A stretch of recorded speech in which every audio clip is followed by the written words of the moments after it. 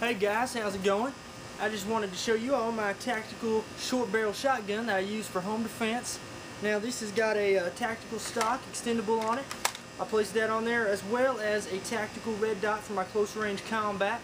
It's a 20 gauge, so it takes a 20 gauge shotgun shell as you see here. Of course I have already safety checked this, so nothing's really gonna